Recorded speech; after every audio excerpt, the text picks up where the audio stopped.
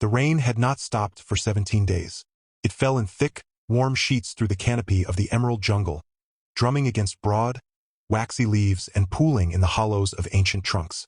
Everything dripped: vines, branches, the moss-coated rocks.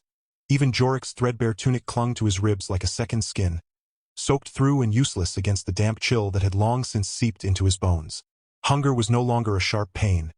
It had become a dull, constant companion, a hollow echo beneath his ribs that made his hands shake and his thoughts blur at the edges. He hadn't eaten anything solid in 3 days.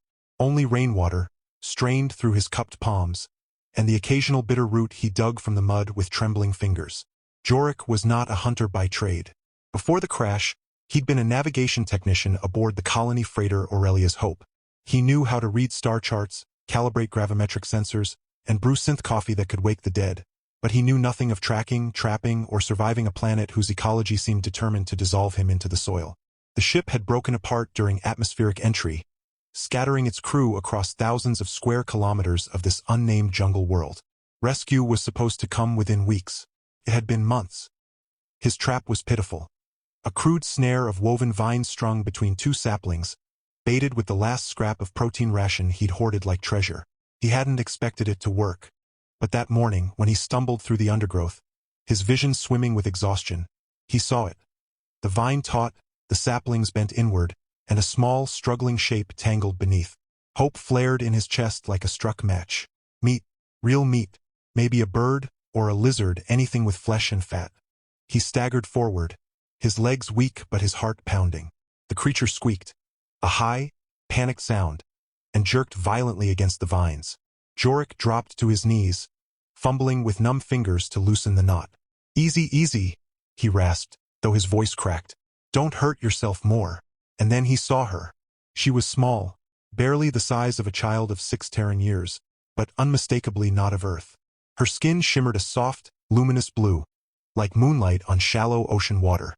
Her hair, wild and thick, was pure white, tangled with leaves and dew, and clung to her narrow shoulders in damp clumps. Her eyes, huge, almond-shaped, and the color of liquid amber, stared up at him in wide terror. She wore a tattered garment of iridescent fabric that clung to her thin frame, torn at the elbows and knees. On her wrist glowed a faintly pulsing band of silver light, flickering like a dying star. Jorik froze. He wasn't holding prey. He was holding a child. An alien child. His stomach growled, a loud, traitorous rumble. He ignored it, swallowing hard. The girl whimpered, curling into herself. One of her arms was scraped raw where the vine had bitten into her skin. A thin trail of cerulean blood, strangely iridescent, like oil on water, traced down her forearm. "Hey!" Jorik said softly, forcing his voice to steady. "I'm not going to hurt you." He reached out slowly, palm open. She flinched, shrinking back, her amber eyes wide with fear. But she didn't scream, didn't lash out, just trembled, like a leaf in a storm. He loosened the vine with careful fingers, working it free from her limbs. She watched him the whole time, breath coming in quick, shallow gasps. When the last loop fell away, she didn't bolt. She just sat there, shivering, her small hands clutching at the damp earth. Jorik sat back on his heels, suddenly uncertain what to do. He had no food to offer, no shelter that wasn't a leaking lean-to made of ferns and mud. And now he had this tiny, blue-skinned stranger blinking up at him like he was some kind of monster. He sighed, rubbing a hand over his stubbled jaw. "Well," he muttered, more to himself than to her. "You're not dinner, that's for sure." She tilted her head, as if trying to understand. Then, after a long pause, she pointed at his stomach and made a soft, guttural sound, something between a chirp and a purr. Jorik blinked. You know I'm hungry?" She nodded once, solemnly. Then, with surprising grace, she pushed herself to her feet.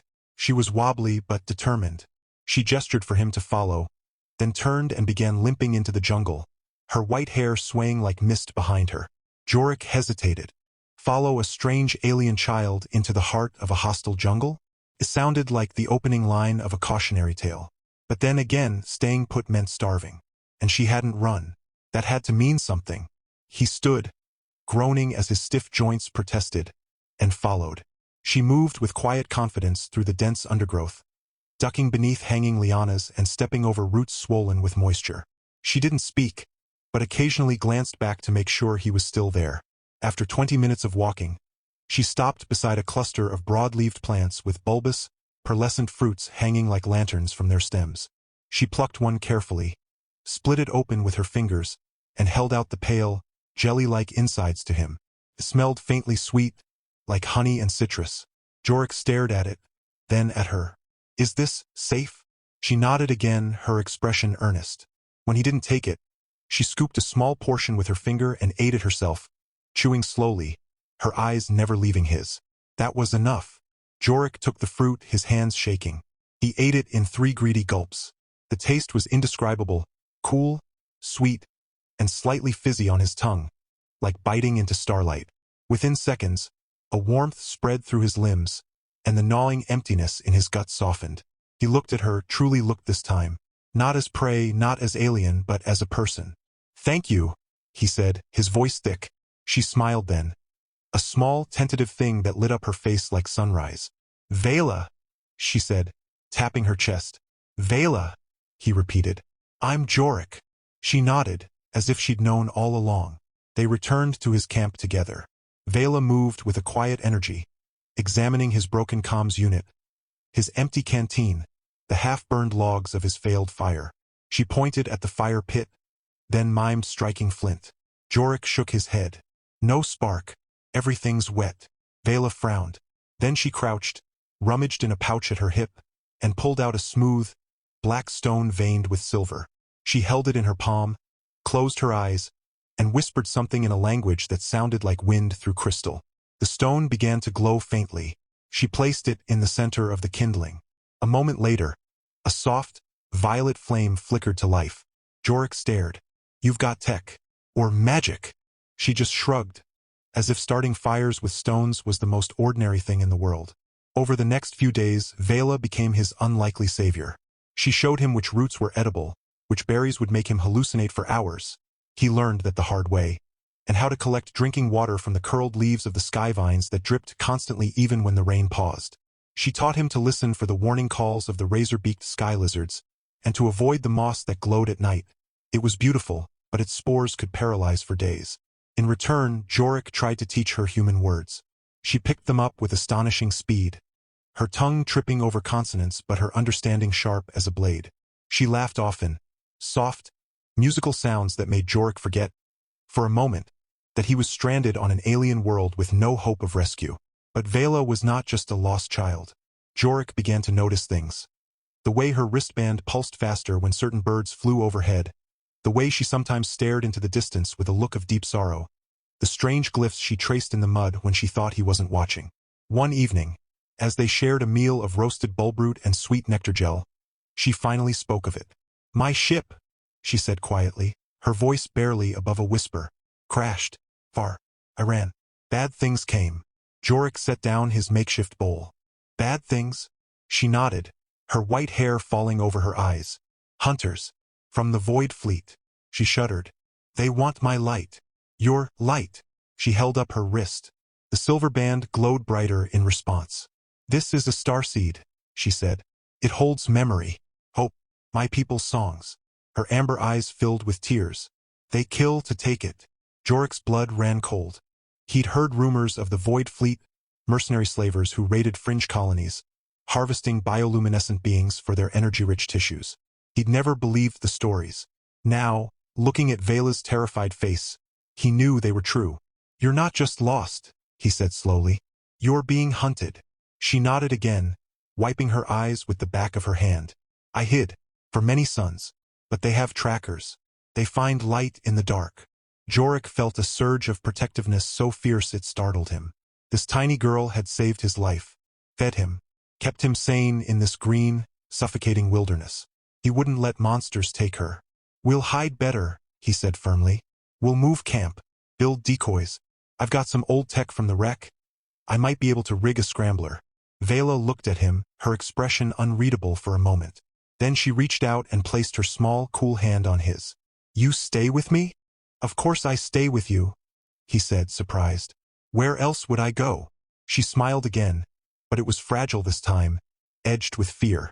The next morning, they packed what little they had and struck out deeper into the jungle. toward the highlands where the trees grew thinner and the mist clung to the cliffs like ghostly shrouds. Vela moved more cautiously now, her ears twitching at every rustle, her eyes scanning the canopy. Jorik kept his knife ready, his senses sharp. They hadn't gone far when Vela froze. Her wristband dimmed instantly, as if sensing danger before she did. She dropped to a crouch, pulling Jorik down with her. "Hush!" she breathed. Above them, the canopy parted.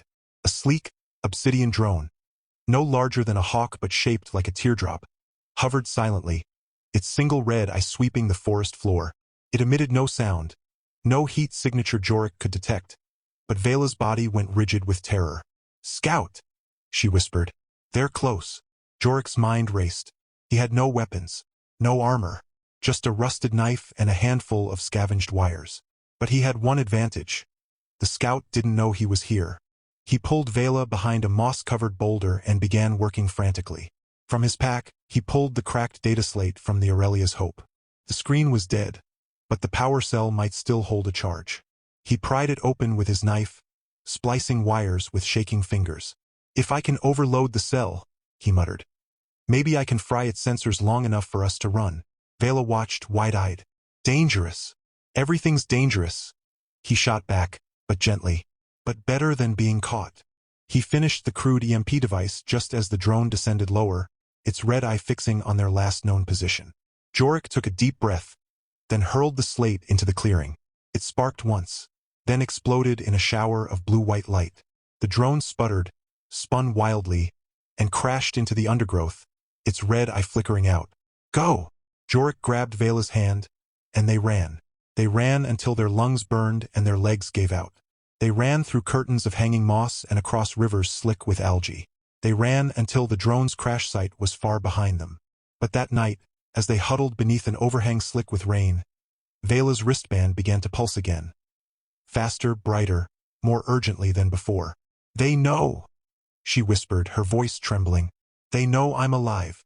Jorik pulled her close, his heart pounding. "Then we don't let them find us." But the jungle had other plans. 2 nights later, they were ambushed.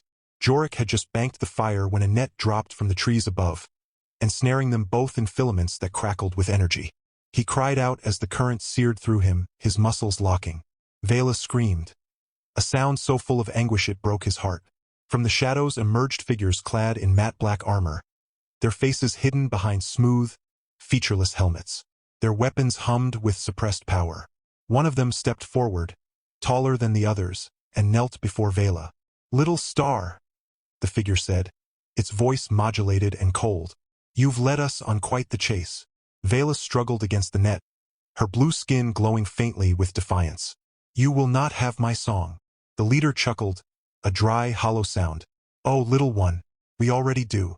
Jorik, paralyzed but conscious, watched in horror as the leader reached for Vela's wristband. But before his gloved fingers could touch it, Vela did something unexpected. She looked straight at Jorik and smiled.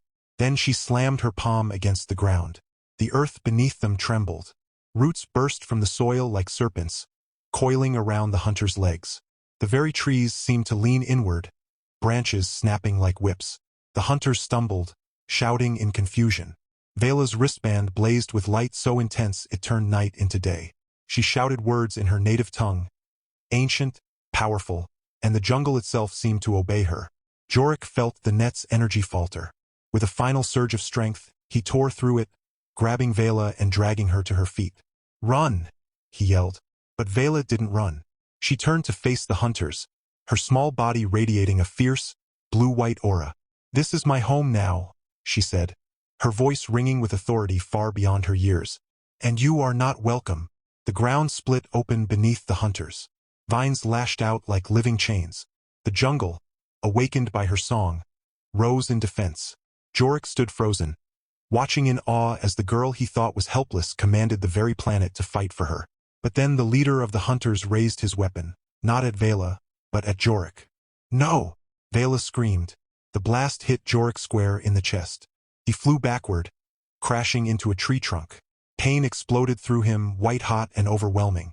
He tasted blood. Vela's scream tore through the night. The hunters regrouped, their armor smoking but intact. The leader advanced on Jorik, weapon raised again.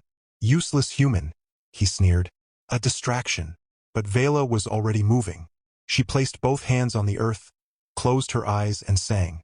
It wasn't a melody Jorik had ever heard. It was deeper than sound, felt in the bones, in the blood. The air hummed. The stars above seemed to lean closer. And then, from the horizon, a light appeared. Not a ship, not a weapon, a living light, a swarm of bioluminescent creatures, drawn by her call. They descended like falling stars, surrounding the hunters in a cocoon of shimmering blue and silver. The hunters fired, but the light absorbed their blasts, turning their own energy against them. One by one, the hunters fell, not dead, but wrapped in glowing tendrils, immobilized, their armor fused to the earth. Silence returned, broken only by the rain and Jorik's ragged breathing. Vela ran to him, tears streaming down her blue cheeks. "Hold on, Jorik," she pleaded. "Please hold on." She pressed her hands to his chest. Her skin glowed brighter, and warmth flooded through him. A healing warmth, gentle and strong. The pain receded, replaced by a deep, pulsing calm. "You saved me," she whispered. "Now I save you." Jorik managed a weak smile. "Guess we're even." But as he lay there, staring up at the alien sky through the gaps in the canopy, he knew they weren't safe yet. The Void Fleet didn't send scouts and hunters for nothing. If they tracked Vela this far, more would come. Bigger, deadlier. And this time, they wouldn't underestimate her. Vela helped him sit up, her small frame surprisingly strong. "We must go," she said. "To the heart root. It is the oldest place. The strongest." Jorik nodded, leaning on her for support. "Then lead the way, little star." Together, human and alien, wounded and weary but alive, they vanished into the emerald shadows of the jungle once more. Two lost souls bound by kindness, danger, and a song only the stars could understand. Somewhere beyond the clouds, engines roared. Not of rescue, not of hope, but of war. The heart root was not a place on any map. It wasn't even a place Jorik could have imagined. Tucked deep in the spine of the jungle's central highlands, where the canopy parted to let shafts of amber light pierce the mist, it rose like a living cathedral, massive, ancient, and humming with quiet power. Its trunk was wider than a colony transport, its bark etched with spiraling glyphs that pulsed faintly in time with Vela's wristband. Roots coiled through the earth like serpents of stone, and from its highest branches dripped luminous sap that glowed like liquid starlight. "This is where my people first sang," Vela said, her voice hushed with reverence. She knelt at the base of the great tree, placing her palms flat against its surface. "The heart root remembers." Jorik leaned against a mossy boulder, still weak from the blast but healing faster than he thought possible. He watched as the tree responded to Vela's touch, its glyphs brightening, its leaves shivering though no wind blew. A low, melodic hum filled the air, vibrating through the ground and into his bones. It was soothing, almost hypnotic. But then Vela stiffened. Her amber eyes widened. They're not just hunting me," she whispered. Jorik straightened. "What do you mean?" She turned to him, her face pale beneath her blue skin. "The heart root shows me. The Void Fleet didn't come for my starseed alone. They came for this." She gestured to the tree. "They want to drain it, turn its song into fuel, silence an entire world." Jorik's blood ran cold. "You mean it's alive? Truly alive?" Vela nodded. "It's the soul of this planet. My ancestors bound their memories to it. If it falls, the jungle dies. The sky turns black. The rivers stop singing." She looked at him, desperation in her eyes. "I can't let that happen." Before Jorik could reply, a sharp crack echoed through the highlands. Not thunder, but metal. A sound he knew too well. "They're here," he said grimly. Above the tree-line, 3 dropships descended, sleek, jagged, and silent as death. They hovered like vultures, their black hulls drinking the light, smaller than the scout drone but far more menacing. From their bellies, armored figures rappelled down, landing with mechanical precision. This wasn't a hunting party. This was an invasion. "Vela," Jorik said, grabbing her arm. "We can't fight them." "I don't have to fight them," she said, her voice suddenly calm. "I have to awaken it." She stepped toward the heart root, her white hair lifting as if caught in an unseen current. She placed both hands on the trunk and closed her eyes. Her wristband flared, and the glyphs on the tree ignited in response, cascading upward in a wave of blue fire. The ground trembled, deeper this time, Not just roots stirring, but something waking up. Jorik backed away, watching in awe as the heartroot's branches began to move. Not with the wind, but with purpose. Its luminous sap pooled at its base, forming intricate patterns on the earth. The air thickened with energy, crackling like static before a storm. The Void Fleet soldiers advanced, weapons raised. Their leader, a hulking brute with crimson armor and a scarred voice modulator, stepped forward. "Child," he growled, "you delay the inevitable. The heartroot belongs to the void." Vela didn't open her eyes. "It belongs to no one. It is." Then she began to sing. Not the soft, urgent chant from before, but a full-throated hymn that seemed to tear through the fabric of reality. The jungle answered. Vines erupted from the soil, wrapping around soldiers' legs. Trees bent and twisted, forming barriers. Birds, great, iridescent creatures with wings like stained glass, swooped from the canopy, shrieking in harmony with her voice. The soldiers fired, but their blasts sputtered out inches from the heartroot, absorbed into the glowing sap. Jorik saw his chance.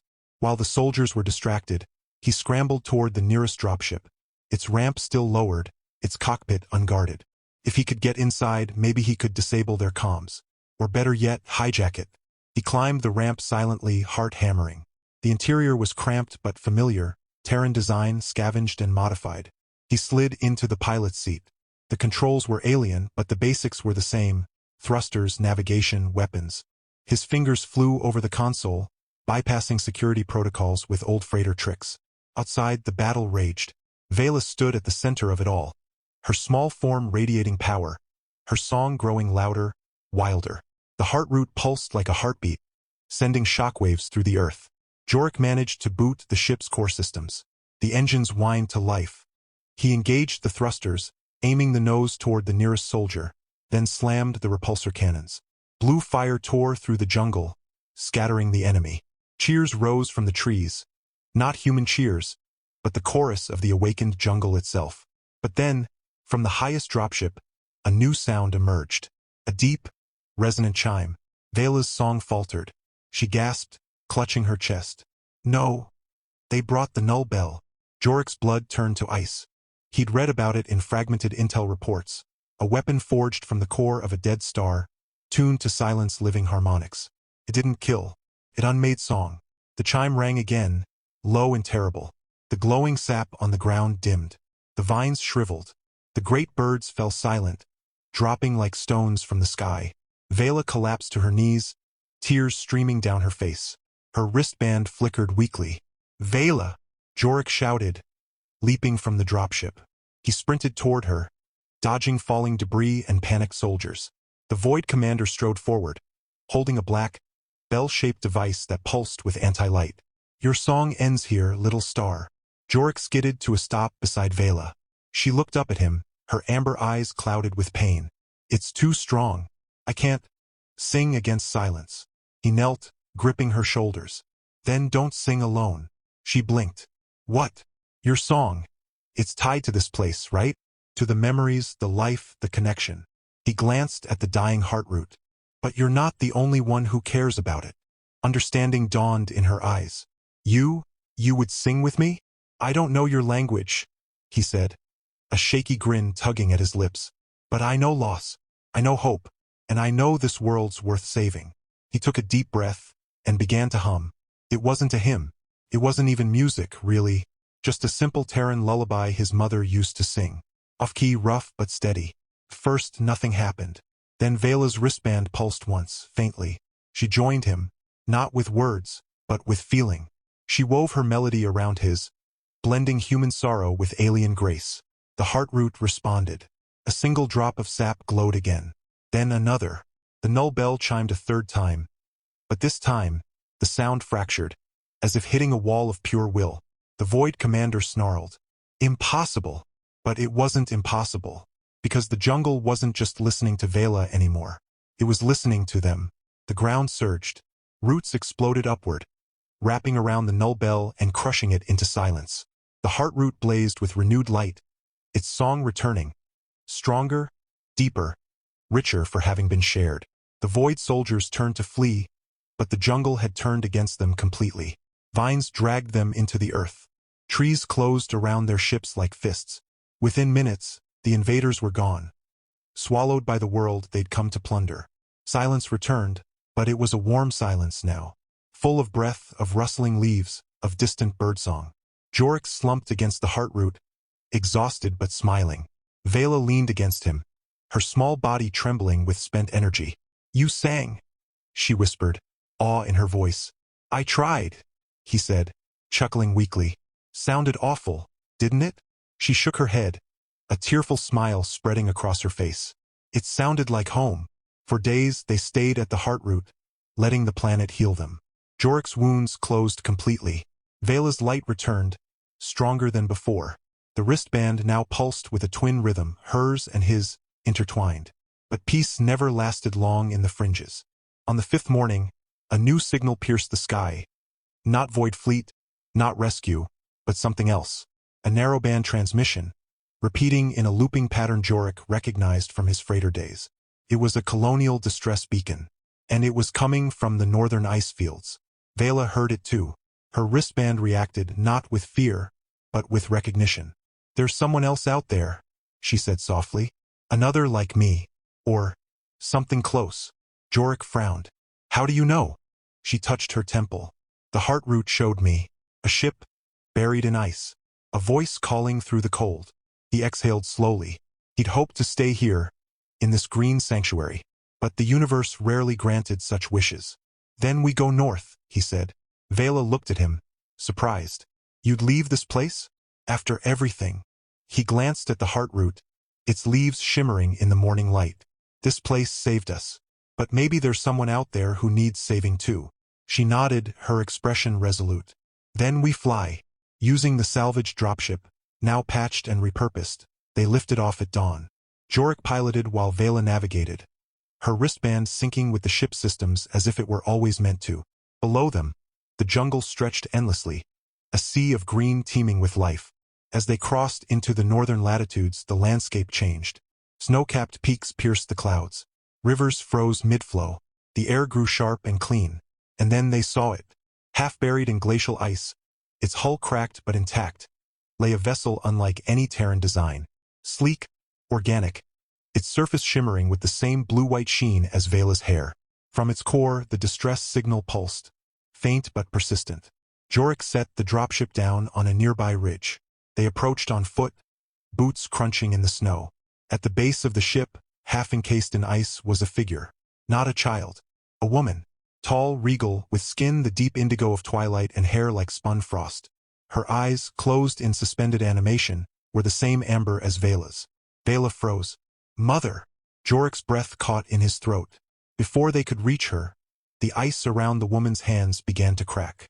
Slowly, her eyes opened. And then she spoke. Not in Vela's tongue, not in Terran's standard, but in a voice that resonated in their very souls. "You are not the only ones hunted," she said. "The Void Fleet seeks more than worlds. They seek the first song, the source of all starseeds. And they believe it lies within you, Vela." Vela stumbled back. "Me? But I'm just a child." "No," her mother said, rising with grace despite the ice. "You are the last vessel of the Songweaver bloodline. The heartroot chose you not by accident, but by design." Jorik's mind reeled. All this time he'd thought Vela was simply lost. But she was something far more. And the Void Fleet wouldn't stop until they had her, and the song she carried. As if summoned by the thought, the sky darkened. Not with clouds, with ships. Hundreds of them. The true fleet had arrived. Vela's mother took her daughter's hand. "There is no more hiding, my star." Jorik stepped forward, jaw set. "Then we don't hide. We fight." But the woman looked at him, her amber eyes filled with sorrow. "You cannot fight this war, human. It is older than your species. Deeper than your stars." "I don't care," Jorik said. "She's my friend. And I'm not leaving her." Vela squeezed his hand. "We face it together." Above them, the first drop pods began to fall, burning streaks of black against the white sky. The war for the first song had begun. And in the heart of the snowfields, beneath the gaze of ancient stars, an unlikely trio stood ready, not to win, but to sing. For as long as breath remained, they would sing. The sky rained fire. Drop pods slammed into the ice, cracking the glacier like glass. Armored warriors of the Void Fleet poured out, dozens, then hundreds, marching in perfect, silent formation toward the stranded vessel. Their weapons glowed with stolen starlight, their armor drinking the pale sun.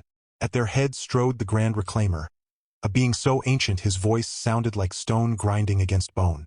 His helmet was gone now, revealing a face etched with scars and cold purpose. His eyes, black as event horizons, fixed on Vela. "The last song weaver," he intoned. "You will come willingly, child, or your world will scream as it dies." Vela stepped forward, her small frame dwarfed by the oncoming army. But her light did not waver. "You misunderstand," she said, her voice clear as a bell. "I am not the last. I am the first of a new song." She raised her hands. Her mother joined her, placing a palm over hers. And then Jorik, without hesitation, placed his own rough, human hand atop theirs. A spark leapt between them, not just energy but meaning, memory, hope. The ice beneath their feet began to glow, not with heat, but with harmony. The buried ship responded, its hull humming, its seams blazing with soft blue radiance. From its core, a pulse of light shot upward, piercing the clouds and scattering into the stars. The Grand Reclaimer snarled and raised his weapon, a staff forged from the spine of a dead world. "Silence them!" But the song was already spreading. Across the planet, the Heartroot answered. Its roots, stretching deep through the crust, carried the melody northward. Glaciers trembled, frozen rivers sang. The auroras above swirled into patterns older than time. And then the impossible. From the sky, ships descended. Not Void Fleet, not Terran, hers. They were vessels of living crystal and woven light, gliding on currents of song rather than thrusters. Their hulls shimmered with the same blue-white luminescence as Vela's hair. On their prows blazed the sigil of the song-weavers, long thought extinct. Vela's mother smiled through tears. "They heard you." The Grand Reclaimer staggered back, disbelief twisting his face. "No. The fleet was annihilated centuries ago. The song never dies," Vela said gently. "It only waits to be sung again." The song-weaver ships opened fire, not with plasma or missiles, but with resonance. Waves of harmonic energy washed over the Void Fleet, not destroying them, but unraveling their stolen tech. Armor melted into harmless dust. Weapons fell silent. The warriors themselves dropped to their knees, clutching their heads, not in pain, but in sudden, overwhelming clarity. For the first time in lifetimes, they remembered who they were before the void consumed them. The Grand Reclaimer roared, charging forward with his staff raised. But Jorik moved faster. He tackled the ancient warrior into the snow, not with violence, but with weight and will. They rolled, grappling in the ice, until Jorik pinned him down. "You don't have to do this," Jorik panted. "You can stop." The Reclaimer stared up at him, fury warring with something else. Exhaustion, maybe, or grief. "I sold my song long ago," he whispered. "There is no going back." "Yes, there is," said Vela, standing over them. She knelt and pressed her palm to his chest. Light poured into him, not to burn, but to heal. His armor dissolved, his scars faded, and from his eyes, tears the color of twilight fell into the snow. When he rose, he was no longer the Grand Reclaimer. He was simply a man, an old man, weary and broken, but free. "I forgot the stars," he murmured, gazing upward. "They were so beautiful." The battle ended not with destruction, but with restoration. The rescued Void soldiers, no longer hunters but survivors, were welcomed aboard the Songweaver ships. The glaciers began to melt in gentle waves, feeding rivers that would carry new life south. And the buried vessel, now fully awakened, rose from the ice like a phoenix of light, its engines thrumming with a melody that made Jorik's heart ache with joy. Vela stood beside him on the ridge, watching the fleet gather in the sky. "You'll go with them, won't you?" Jorik asked softly. She looked at him, her amber eyes full of love. "Only if you come too." He blinked. "Me? I'm just a freighter tech with a bad sense of direction." "You are the one who sang when silence came," she said. "You are the bridge between worlds. My people need that. I need that." Her mother approached, placing a hand on Jorik's shoulder. "You saved our daughter. Now, let us give you a home among the stars." Jorik looked back at the jungle far to the south, his first refuge, his first second chance. Then he looked up at the shimmering fleet, at the promise of a song that would never end. He smiled. "Yes," he said, "I'll come." Months later, aboard the Aurora's Echo, the newly renamed ship that once lay buried in ice, Jorik stood on the observation deck, watching nebulas bloom in hues no human eye had ever seen. Vela floated beside him, her white hair drifting in the ship's gentle gravity field, her wristband now glowing steadily in time with the ship's core. They had traveled to 7 worlds already, planting heart roots where silence had reigned, teaching lost beings to sing again. And always, always Jorik was there. Not as a soldier, not as a savior, but as a friend. One evening, as they drifted near a ringed gas giant, Vela turned to him. "Do you miss Earth?" she asked. He thought for a moment. "I miss rain, and coffee, and the way the stars looked through smog." He grinned. "But out here, the stars don't need filters, and neither do we." She laughed, her musical, healing laugh, and leaned her head against his shoulder. Below them, the planet's rings caught the light of a distant sun, scattering it into 1,000 colors. It looked, Jorik thought, like a song made visible, and for the first time in his life, he felt he belonged not to a planet, not to a species, but to something greater. A melody of compassion, of courage, of unexpected friendship across the void. The universe was vast, yes, but it was no longer lonely. And as the Aurora's Echo sailed onward, its hull humming with a song only 2 souls had started but 1,000 now carried, Jorik knew one thing for certain. Some traps don't catch dinner. Sometimes they catch hope. And hope, once found, never lets go.